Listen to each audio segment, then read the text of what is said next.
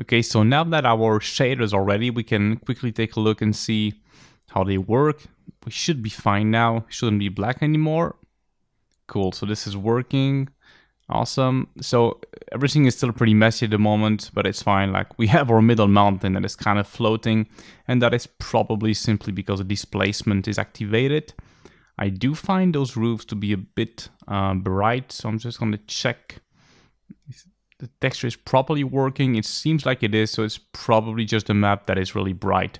And also because my shader is not properly tweaked at all at the moment. It's just basically the maps plugged in without any kind of work done on those shaders, so it's normal. So I'm just gonna simply lower the weight a little bit so they're slightly darker. Increase the roughness very slightly. And that's about it for now. We should be good. Just gonna put back the dome light into the light locator so we keep everything properly organized. Cool, I'm gonna increase the exposure of the sky dome just a little bit. Still very basic at the moment. So now what we can do is maybe add some fog into this scene, because that is an element that is really critical to how your matte painting shot is gonna look like. To me, it's really an essential part of the composition of the look depth, so I like to introduce some kind of fog very early on. So as you can see, what I've done is add the redshift volume scattering node. And what the first thing you can do is play with the emission setting and the attenuation setting. I will explain more in detail how those work, but for now we're just going to use the emission setting. So the emission setting is basically going to create a self-illuminated fog that's going to be applied to your whole environment, and it's simply going to emulate the atmospheric perspective. That's what I wanted to do for now. Make sure the environment fog is set to 0 or a bit higher like I did here if you want to have some. That's basically going to add some fog on top of the dome light. So this is still really basic, as I say often, and that's really the whole point. You don't want to lose any time at this stage of the process. One thing I'm also going to do in the Redshift render view is to plug back our OSIO configuration for ACES 1.3, because just putting it into the color management settings of the scene like I showed earlier is not enough. You also want to visualize and render into the right color profile. So that's why you have the color management tab into the display settings of the Redshift render view. There's a bunch of other options, as you can see. I'll get over those pretty quickly. And this already is starting to look very bad, but still a bit better. We're now kind of seeing, oh, okay, I sort of see where this might go. So among the cool things that Redshift has, you have now those post effects, which is something that was implemented very recently, and you can play a little bit with those as well. For example, you have here the photographic exposure that is going to emulate how a real camera works. So you can work on the ISO shutter. You also have the bloom effect, which is really cool. Always overused though, but still quite fun. Typically, I will not bake those effects into the final render, but it's still pretty cool to play with if you're gonna do, like I'm doing now, some really basic look depth. So I'm just gonna not touch that too much for the moment. I might want to increase the bump a little bit in the roof here, even though it's really not important at this stage. Something like this should be fine. And I know it's easy to get caught up at this stage in making something really look pretty, but try to think about it as a really basic sketch, really rough sketch, except that we're working in CG with renders. The real goal is to establish the foundation of our shot, basically.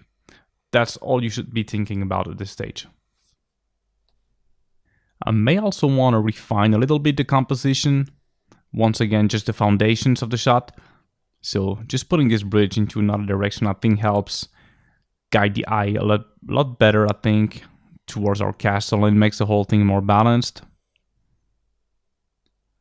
And just doing some really little tweaks like I'm doing here.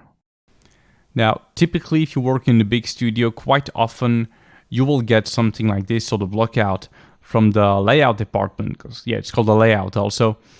But not always, so it's always a good thing to be able to do this, especially, for example, if you work freelance. So in those cases, you will need probably to do this stuff all by yourself. And it's really a good thing to be able to get out something quite quickly, so you can just show that to the client and say, hey, this is what I'm going to do.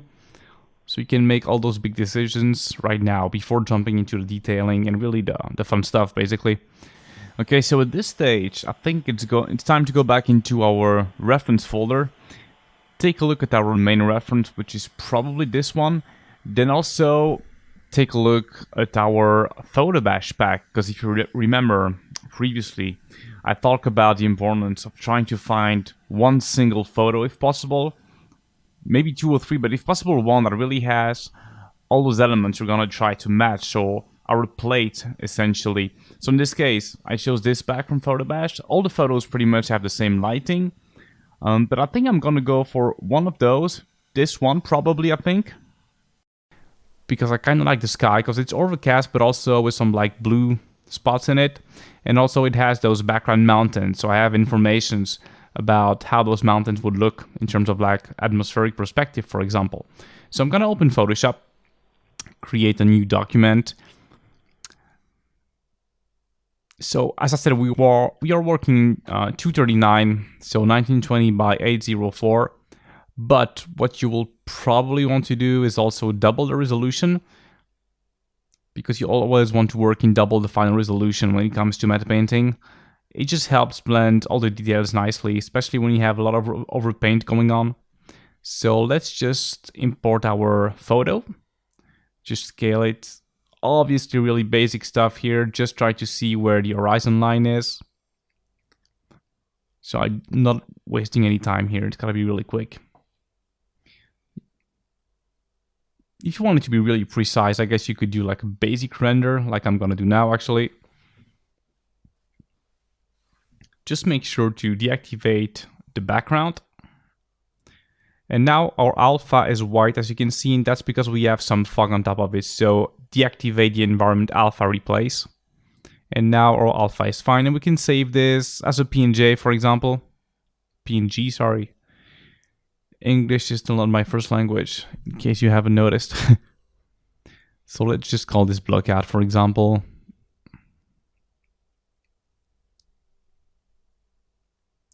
Cool.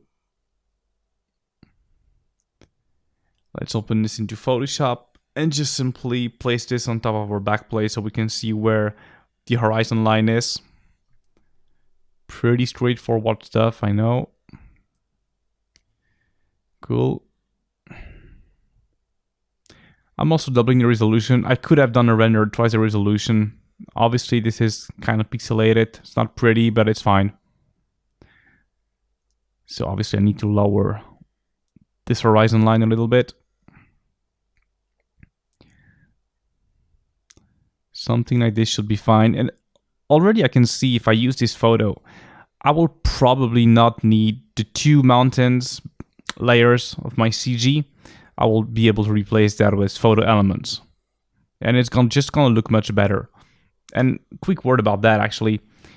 If you do like a full CG shot, or if you use a lot of CG, it's always good to use also real stuff as much as possible, because it helps give the CG context. If a shot is fully CG, it can look amazing for sure, but it's gotta be really well done. And I think if possible, adding those 2D elements in the background really helps sell the realism of the shot. So at this stage, I'm always thinking about what I'm gonna do next. And as I keep going, I slowly realize, I started trying to figure out my workflow basically. And this stage, what I can tell, as I said, is that I'm gonna render the foreground full CG, no question. Midground CG as well, but with some matte painting, and probably the whole background is gonna be only 2D matte painting projected. So be sure that you are working in the right color space. As you can see here, it doesn't work, and that is because you have to convert your backplate to the ACES color profile. And you can do that inside of Nuke. And the good thing about Nuke is that it comes with ACES 1.3 inside of the box, out of the box, sorry. So you just need to set it up into the project settings like I just did. Then you can create a read node and import your backplate. And it's gonna be really easy to convert this. So by default, it comes as utility sRGB texture. However, if you want to make it look exactly how it is in Photoshop, you're gonna switch it to output sRGB. And now you should have exactly what you have in Photoshop. And to export it into the ACES profile, you want to create a write node. And what you can do is export this in ACES CG. There you go. You can just replace this. And you also need to switch off sRGB. And now it looks fine, even though I noticed actually that I made a mistake. It shouldn't have been TIFF, it should have been EXR. If I'm gonna export this as ACES CG, but it's fine for now. It's just that all white is washed out basically, but it's fine for now, so let's not worry about it, guys. I will explain everything about color spaces later. As long as you have what you see in Photoshop inside of your render view, it's fine. In my case, it's kind of fine. It's just that the whites are washed out. And that is because I exported the TIFF as ACES CG, while it should have been actually output sRGB or an EXR if I keep ACES CG. Okay, so now that I have my backplate, you can see that it's immediately super easy to determine exactly how those background mountains need to look. I can just color pick the right color of the fog in my backplate and adjust it to make my CG match this backplate. So very often you will probably get a piece of concept art from the art department, which is really cool. And I think it's really great because those concepts usually give the intention of where the shot should go. However, in my opinion, it's really important once you have this concept to try to find a real world reference, like a photo, basically, or just go outside, shoot something. And that kind of looks like the concept art, but that is also real, that is not painted. And what you want to do is use the laws of this photo and apply that to your image. And that will really help you ground your shot in reality, in my opinion. So that's something that is extremely important. At this stage, I may also want to go back in Photoshop a little bit, just to do some very slight tweaks to my backplate. I may want to change the sky a little bit. At this point, I'm starting to think about the kind of sky that I want in the image. At this point, I know that it's going to be overcast, but I'm also more and more thinking about maybe getting some sunlight piercing through those clouds. However, at this point, I'm still not going to work too much on that, because if I really want to experiment with that, I can always just add a physical sun into my 3D scene and then work on a proper sky when we will do our final matte painting. So at this stage, I said again, it's not about doing the final sky or the final matte painting. We're just trying to do basically placeholders for all our render elements. That's all we are trying to do, so we can quickly move to Nuke and rebuild our scene into Nuke. So what I'm doing here is just grabbing this other photo that comes from another photobash.org pack, which is called Dramatic Skies, which is really cool. And it sort of is already in the right color, so I don't have a lot of work to do here. Just placing it on top, and I'm just gonna use a big soft round brush to erase what I don't need. So really basic 2D matte painting techniques here. Don't waste too much time at this stage once again. I would say that what really helps when you do this kind of stuff is really to look at a lot of stuff. Whenever you're transporting yourself, when you're traveling, driving, or maybe when you're the passenger, just look outside and look at nature as much as you can.